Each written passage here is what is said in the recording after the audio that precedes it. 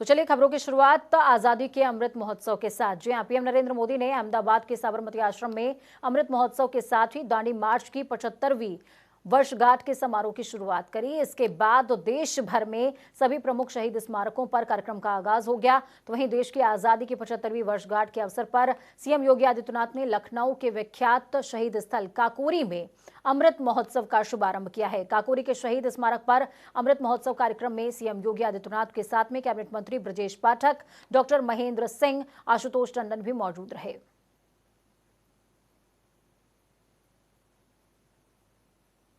तो ये दो तस्वीरें आपको दिखा रहे हैं। पहली तस्वीर प्रधानमंत्री की इस कार्यक्रम का आगाज करते हुए, दूसरी तस्वीर आप मुख्यमंत्री की देख पा रहे हैं। इस दौरान वर्चुअल संबोधन के जरिए प्रधानमंत्री जुड़े थे और ये जो तस्वीरें आप देख पा रहे हैं ये काकोरी स्थल की हैं। ये महोत्सव राष्ट्र के जागरण का महोत्सव है। ये महोत्सव सुराज्य के सपने को पूरा करने का महोत्सव है। ये महोत्सव वैश्विक शांति का, विकास का महोत्सव है। साथियों, अमृत महोत्सव का शुभारंभ दांडी यात्रा के दिन हो रहा है। उस ऐतिहासिक क्षण को पुनर्जीवित करने के लिए एक यात्रा भी अभी शुरू होने जा रही है। यह अद्भुत संयोग है कि दांडी यात्रा का प्रभाव और संदेश भी वैसा ही है जो आज देश अमृत महोत्सव के माध्यम से लेकर आगे बढ़ रहा है। गांधी जी की इस एक यात्रा ने आजादी के संघर्ष को एक नई प्रेरणा के साथ जन जन से जोड़ दिया था। इस एक यात्रा ने अपनी आजादी को लेकर भारत के नजरिए को पूरी दुनिया तक पहुंचा दिया था। आप सभी के प्रति मैं हृदय से बधाई देता हूं, शुभकामनाएं देता हूं और आजादी के आंदोलन में ज्ञात और अज्ञात भारत माता के उन महान सपूतों के प्रति कोटि कोटि नमन करते हुए विश्वास व्यक्त करता हूं कि उनका त्याग और बलिदान हम सबको एक नई प्रेरणा प्रदान करेगा और भारत को एक भारत श्रेष्ठ भारत के मार्ग पर ले जाते हुए भारत को दुनिया की एक महाशक्ति के रूप में स्थापित करने में हम सब नए सिरे से कार्य कर पाएंगे।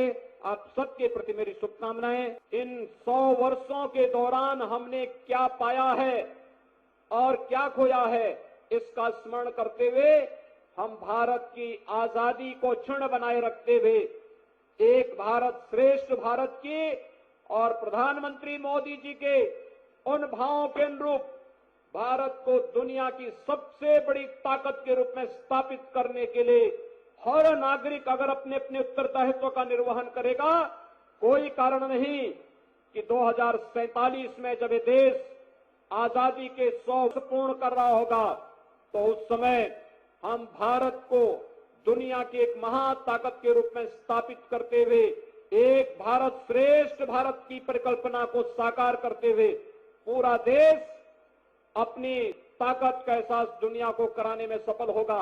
और ये तभी संभव होगा जब हर एक नागरिक अपने अपने दायित्वों का निर्वहन ईमानदारी पूर्वक करना प्रारंभ करेगा। आजादी के ये 75 वर्ष हम सबको अपने अपने क्षेत्र में कार्य करने और एक नई ऊर्जा के साथ आगे बढ़ने के लिए प्रेरित। देश के 75वें स्वतंत्रता दिवस से पहले 75 सप्ताह पहले आज आजादी का अमृत महोत्सव का स्टार्ट हुआ है। गुजरात के गांधीनगर से प्रधानमंत्री नरेंद्र मोदी ने वहां से शुभारंभ किया है। उत्तर प्रदेश में 4 जगह यानी लखनऊ का काकोरी, मेरठ की शहीद स्मारक की बात करें, झांसी की बात करें या फिर बलिया की बात करें, उत्तर प्रदेश में 4 जगह एक साथ स्टार्ट हुआ। और काकोरी जो शहीद स्मारक है, यहाँ पर मुख्यमंत्री योगी आदित्यनाथ खुद आए थे, उस कार्यक्रम को स्टार्ट कराया है। ये वो आजादी का अमृत महोत्सव है जो पूरे देश को उस स्वतंत्रता की याद दिलाता है। जो रणबांकुरे हैं वो जिस तरीके से आजादी के लिए अपने प्राण न्यौछावर कर दिए थे, ये काकोरी वो कांड है जहां पर अंग्रेज जिस तरीके से उनका खजाना जा रहा था ट्रेन में और यहाँ पर रणबांकुरों ने जिस तरीके से आजादी लाने के लिए उन्होंने उनके जो खजाने को लूट लिया था और वहीं से एक देश में जो एकता थी, देश में जो आजादी की लहर थी, यहीं से दौड़ गई थी। तो वो 75 जो सप्ताह हैं लगातार पूरे देश में मनाया जाएगा। प्रधानमंत्री नरेंद्र मोदी ने पूरे स्कूलों से एक अपील की है और खासकर उन बच्चों से की और उन अध्यापकों से अपील किया है कि अपने स्कूलों में कम से कम आजादी के 75 साल पर 75 वो घटनाएं बच्चों को पढ़ाएं, फिर या फिर जो लॉ कॉलेज के स्टूडेंट हैं वो कानूनी किस तरीके से आजादी मिली थी, कानून को उसका अध्ययन करें। ये सब तमाम चीजों को लेकर प्रधानमंत्री नरेंद्र मोदी ने संबोधन किया है और इसको लेकर पूरे उत्तर प्रदेश साथ साथ पूरे देश के राज्य इसको इस अपील को स्वीकार करेंगे और लगातार इस कार्यक्रम को चालू रखा जाएगा। जब 75 सप्ताह बाद देश का स्वतंत्रता दिवस 75वां मनाया जाएगा तो एक बड़े उत्सव के कार्यक्रम को लेकर जिस तरीके से आज स्टार्ट हुआ है और लोग उत्साहित थे। तमाम सारे बच्चे, महिलाएं, पुरुष, यहाँ पर बहुत सारे स्कूलों के लोग इकट्ठे हुए थे, बच्चे आए थे, अध्यापक आए थे। उन्होंने प्रधानमंत्री का संबोधन भी सुना है, मुख्यमंत्री का भी संबोधन सुना है और लगातार इस कार्यक्रम को बढ़ाने के लिए जिस तरीके से प्रधानमंत्री ने अपील की उसको एक ऐतिहासिक आजादी का अमृत महोत्सव माना जा रहा है। कैमरा पर्सन आसिफ कश्यप के साथ अनूप सिंह, जनता टीवी, लखनऊ। चलिए आगे बढ़ते हुए आपको बताएं कि साइकिल का मीडिया बायकॉट हुआ है। हम ये क्यों कह रहे हैं? क्योंकि समाजवादी पार्टी सांसद आजम खान के समर्थन में योगी सरकार के कथित बदले की भावना के विरोध में रामपुर से लखनऊ तक साइकिल रैली निकाली जा रही है।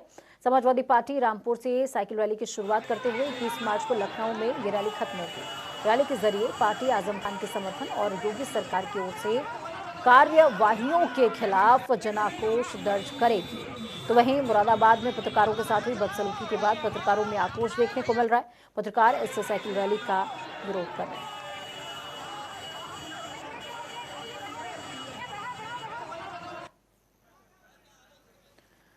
तो सुरेश कुमार हमारे संवाददाता फोन लाइन पर जुड़ चुके हैं। सुरेश, क्या कुछ अपडेट है आपके पास? हम दो तस्वीरें इस समय दिखा रहे हैं, रामपुर की भी तस्वीरें दिखा रहे हैं, मुरादाबाद की भी तस्वीरें दिखा रहे हैं। एक तस्वीर वो जिसमें पत्रकारों से बदसलूकी हुई, क्या जितनी कवरेज इस रैली को मिलनी चाहिए थी उतने पत्रकारों का जमावड़ा देखने को मिला क्या? सबसे पहले ये आप बता दें सुरेश। यहाँ पर जब अखिलेश यादव पहुंचे, पहले तो तंजीम फातिमा से मिले। यहाँ तंजीम फातिमा से मिलने के बाद सीधे सभा स्थल पर पहुंचे और वहाँ पर उन्होंने सभी से मिलकर अभिवादन किया। जहाँ तक जो पत्रकारों का सवाल है, जिस तरीके से मुरादाबाद में पत्रकारों पर हमले हुए और उनसे अभद्रता की गई, तो कहीं ना कहीं अखिलेश यादव ने अपनी जो सवाल किया हमने उनसे, तो उन्होंने कहा कि ऐसा है कि कुछ लोग हमारे इस रैली को बिगाड़ने की कोशिश कर रहे थे और यही कह के उन्होंने कहीं ना कहीं बात को टालते हुए नजर आए। चलिए ठीक है, बहुत बहुत शुक्रिया सुरेश हमारे साथ जुड़ने के लिए, अहम जानकारी ग्राउंड जीरो से साझा करने के लिए।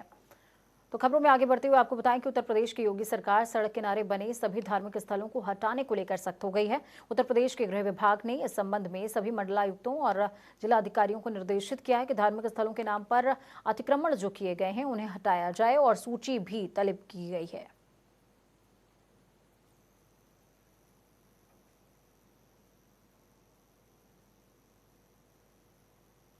प्रदेश में धार्मिक स्थलों के नाम पर सड़कों पर अतिक्रमण को लेकर सरकार सख्त है। राज्य में कई ऐसे मंदिर हैं जो सड़क किनारे बने हैं, ऐसे में उनके आसपास दुकानें और अवैध पार्किंग भी देखने को मिल जाती है।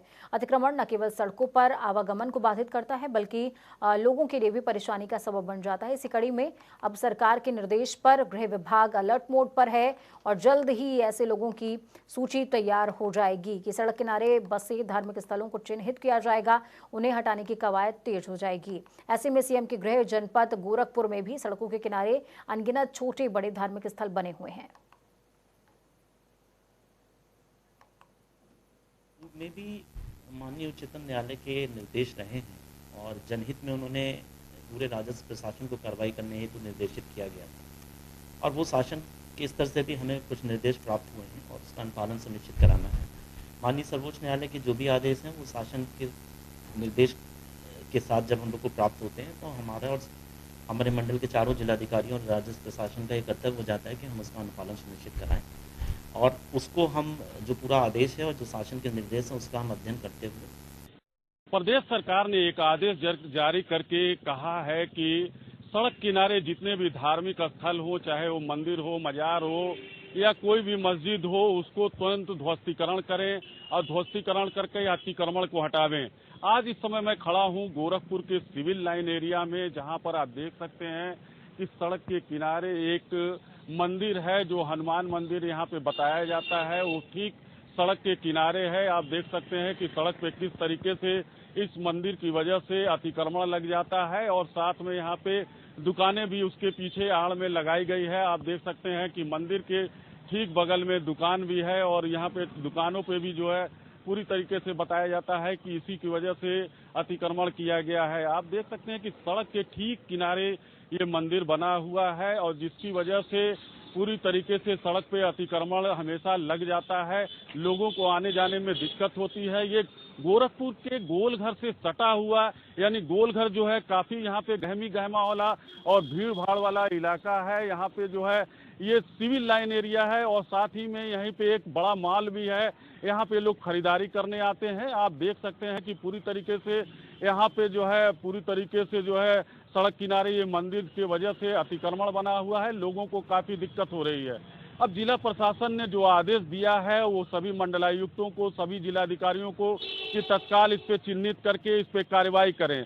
अब आने वाला वक्त ही बताएगा कि जिला प्रशासन इस मंदिर या कोई भी धार्मिक स्थल जो सड़क किनारे बना है उस पे कितनी कार्रवाई करती है।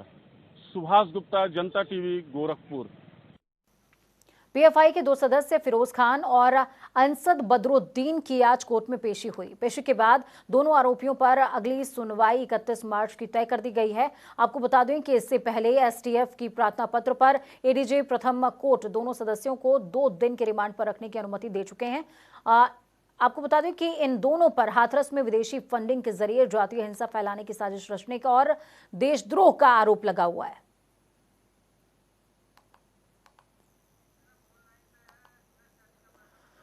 इस खबर पर ज्यादा जानकारी के लिए सुरेश सैनी हमारे साथ में जुड़ चुके हैं। सुरेश, क्या कुछ अपडेट है आपके पास? जी, आपको बता दूं कि मकराजी जो है कोर्ट ने उन्होंने 10 तारीख को निर्दोष प्रोसीडिंग दिया था और पूछताछ के लिए जो कि असद और मोहम्मदी दोनों ही लोग मथुरा से लिए कि कानपुर लखनऊ के रहने वाले, जिनको यहाँ पे पेशी पे लाए थे तो कोर्ट ने उनको प्रोसीडिंग दिया था। आज इन दोनों ही लोगों को कोर्ट में सुनवाई के बाद जेल भेज दिया और ये अब इनकी जो अगली तारीख है जिनकी सुनवाई होगी वो 31 मार्च रखी गई है। ठीक है, चलिए बहुत बहुत शुक्रिया सुरेश हमारे साथ जुड़ने के लिए, हम जानकारी साझा करने के लिए। तो यूपी के अंदर कोरोना संक्रमण के बढ़ते मामलों को लेकर स्वास्थ्य विभाग कोविड-19 के खिलाफ बड़ी जंग छेड़ने की तैयारी में है, जिसके तहत स्कूलों, होटलों, मिठाइयों और खान पान की दुकानों की सख्ती से यहां पर भीड़ वाले क्षेत्रों में, बाजारों में सैंपलिंग लगातार की जाएगी। तो खबरों में आगे बढ़ते हुए आपको बता दें कि कोरोना को लेकर के, कोरोना वायरस के बढ़ते मामलों के एक बार फिर से ये मामले डराने लगे हैं। उत्तर प्रदेश का गाजियाबाद जिला पूरे राज्य में कोरोना के नए केस के मामले में टॉप पर है। गाजियाबाद में गुरुवार को कोरोना के 25 नए मामले सामने आए। गाजियाबाद के बाद राजधानी लखनऊ में 17 और कानपुर में 10 नए मरीज मिले हैं। तो वहीं कोरोना के बढ़ते मामलों को देखते हुए चिकित्सा विशेषज्ञों की अनुमति मिलने तक 8वीं तक के स्कूल न खोलने की गुजारिश वाली अर्जी इलाहाबाद हाई कोर्ट की लखनऊ पीठ में दाखिल हुई है।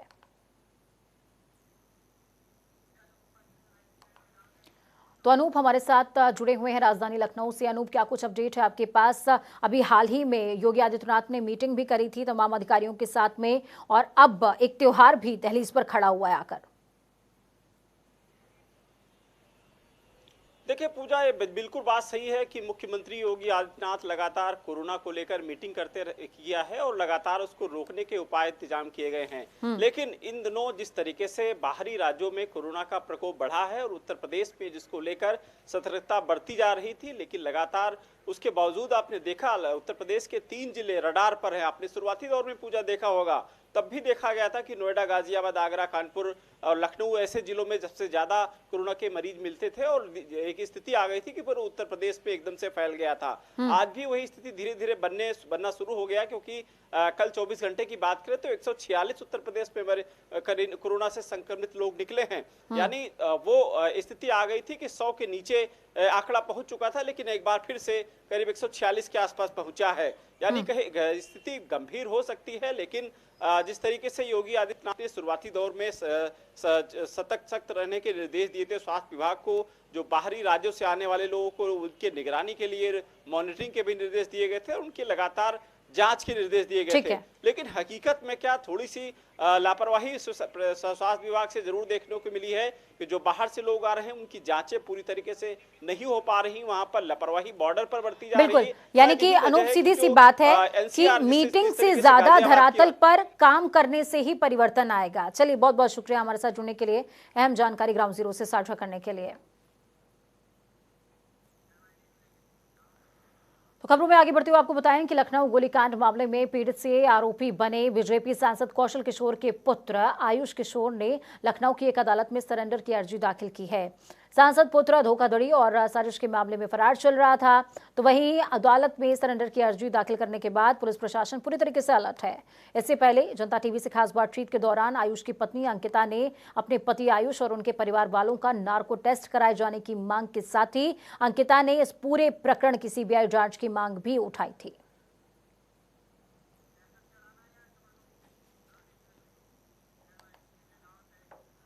तो वही आगे बढ़ते हुए आपको बताएं कि कुरान से 26 आयतों को हटाने के लिए वसीम रिजवी ने कोर्ट में याचिका दाखिल की, जिसको लेकर मौलाना सूफियान निजामी ने कहा कि वसीम जैसे लोग अपना दिमागी संतुलन खो चुके हैं। तो वहीं उन्होंने वसीम रिजवी पर हमला बोलते हुए कहा कि पहले भी बहुत से फरियादी और फसादी लोग आए जिन्होंने कुरान को खत्म करने की कोशिश की। हमारा ये कहना है कि इससे पहले भी बड़े बड़े बादशाह आए, बड़े बड़े हुक्मरान आए और बड़े बड़े फसादी लोग आए जिन्होंने कुरान करीम में तहरीफ की कोशिश की और कुरान मजीद को ख़त्म करने की कोशिश की। लेकिन अल्लाह के फजल व करम से ये अल्लाह ताला की आखिरी किताब है। वसीम रिजवी जैसे लोग और यजीद जैसे बहुत से लोग इस दुनिया में आए हैं और फना हो चुके। कुरान जैसा था वैसे ही है और इंशाअल्लाह आगे भी वैसे ही रहेगा। बल्कि ऑल इंडिया शिया फसला बोर्ड भरपूर तरीके से मजम्मत करता है। जो ये कहा गया कि कुरान पाक की 26 आयतें गलत हैं और वो 26 आयतें कुरान पाक से निकालने की बात की जा रही है। सवाल यह है कि कुरान पाक का एक ज़ेर और एक ज़बर कुरान पाक से नहीं निकाला जा सकता है। जो ये कहा जा रहा है कुरान पाक में मौलाए कायनात से लेके हमारे आखिरी इमाम तक ने किसी ने कुरान पाक की एक आयत को ना निकालने की बात की, ना हटाने की बात की। तो अनूप हमारे साथ जुड़े हुए हैं राजधानी लखनऊ से। अनूप, जिस तरीके से ये पूरा मामला एक बार फिर से सामने आया है, कुरान शरीफ एक बार फिर से हाईलाइट हो रही है, निजामी के बयान पर जिस तरीके से ऊहापोह की स्थिति बनी है, क्या कहना है, क्या हलचल राजधानी में? देखिए पूजा, पूरे मामले को अगर बात करें, जिस तरीके से वसीम रिजवी इस छोटे छोटे विवादित बयानों की वजह से जाने जाते हैं और मीडिया में चर्चित रहते हैं, इस बार जो वसीम रिजवी ने जो कुरान के जो 26 आयात हैं उनको निकालने की बात वो कह करके और कोर्ट में याचिका दायर की है। हालांकि इस मामले में सुनवाई चल रही है, लेकिन फिलहाल अब जो उत्तर प्रदेश के मौलाना हैं वो आमने सामने आ चुके हैं। चाहे यानी कि ये कहा जा सकता है अनूप कि कुरान शरीफ पर एक बार फिर से कुरान की आयतों पर घमासान मचा हुआ है। चलिए, बहुत बहुत शुक्रिया हमारे साथ जुड़ने के लिए, हम जानकारी ग्राउंड जीरो से साझा करने के लिए। वक्त यहाँ पर छोटे से ब्रेक का। ब्रेक के उस पार खबरों का सफर लगातार जारी रहेगा। बने रहिए जनता टीवी के साथ। अपना और अपनों का बहुत ज्यादा ख्याल रखिए। नमस्कार।